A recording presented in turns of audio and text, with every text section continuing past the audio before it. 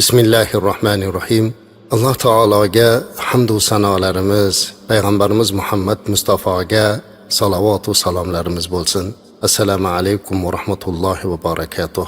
Muhtaram azizlar, Alloh taolo siz va bizlarni bu dunyoga yaxshi amallarni ko'paytirishlik uchun, savob amallarimizni ziyoda qilmoqlik uchun va bu amallarimiz kitobga yozilib, ertaga tarozda tortilganda og'ir kelsa-yu, buni mukofotiga jannatga kirsak degan orzu bilan kelganmiz. Mana shu maqsadda Alloh bizni yuborgan.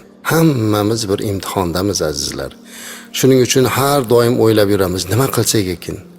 Qanday qilsak amalimiz ko'p bo'lar ekan?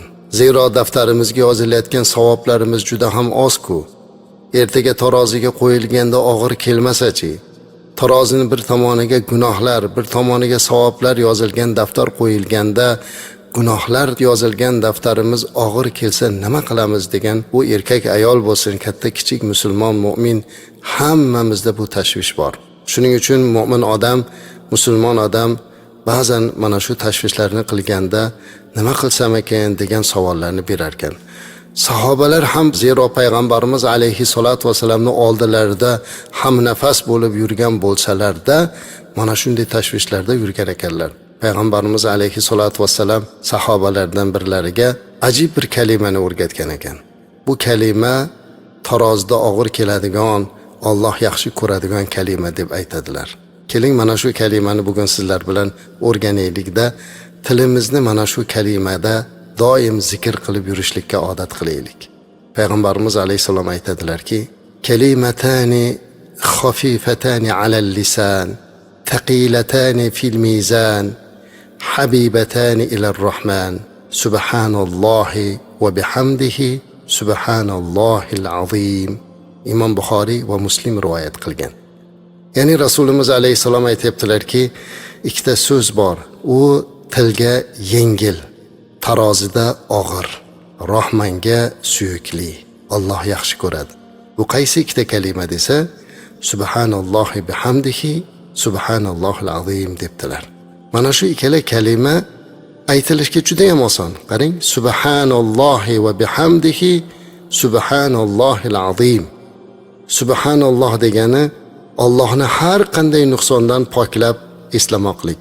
Ya'ni Alloh har qanday nuqsondan pok deyapmiz. Va bihamdihi, Alloh taologa hamdlar, shukrlar bilan eslanyapti. Subhanallohil azim, ya'ni ulug' bo'lgan zot Alloh pokdir. Mana shu kalima, qisqagina kalimani Rasulimiz alayhi salatu vasallam o'rgatdilarda aytdilar. Mana shu kalima aytilishga oson, ammo tarozida og'ir dedilar. Qarang, tashvishimiz bor-ku, tarozida og'ir kelsa edi deb. Mana shu kalima taroziga ikki kalima bo'lsa ham juda og'ir bo'lib tushar ekan. Agarki buni rostdan qalbimiz bilan aytsak. Shuning uchun juda ko'pchilik bizdan so'raydi, nimalarni aytib yursam? Hozir juda ham duolar to'g'risida kitoblar ham ko'p chiqqan, tavsiyalar ham ko'p, hammasini ham aytishga qiynalamiz, ammo mana shu Rasulimiz alayhisalom o'rgatgan kalima ekan azizlar. Tilga yengil, tarozida og'ir, Robbimizga suyukli. Subhanallohi va bihamdihi, subhanallohil azim. Ibn Umar radhiyallohu anhu sahobalarning zikrini tilidan tushirmasligini aytadilar. Sahobalar namozdan keyin ham, sahar paytida, uyda, bozorda, hatto savdo molini ushlab turganda ham tillaridan subhanallohi va bihamdihi, subhanallohil azim degan kalimani qo'ymagan ekanlar. Tarozida og'ir kelishini eshitganlarda, shuning uchun ham biz bugun buni ko'p aytishimiz kerak. Bugun juda ham shoshqin hayotdamiz azizlar. Telefonga bog'lanib qolganmiz. Xabarlarga, dunyoviy gaplarga vaqt topamiz.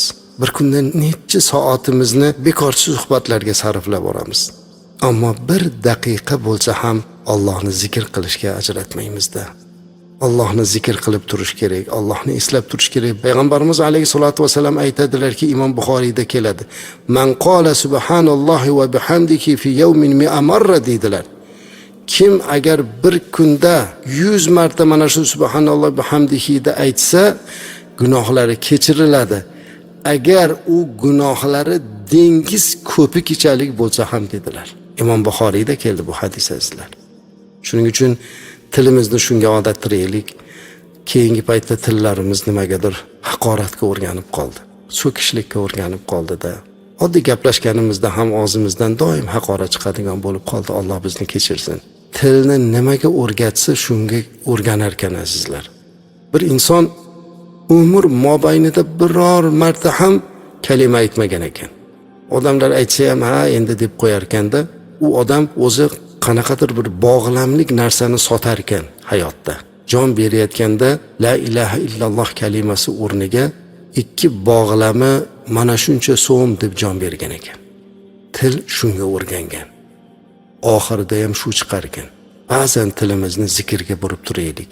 Bu mana shu zikrning eng osoni, tarozida og'ir keladigani, gunohlarimizni ketkizishga sababchi bo'ladigani sahih hadisdan olingan mana bu zikrni siz azizlarga in'om qildik. Birgalashib eslamoqlik uchun.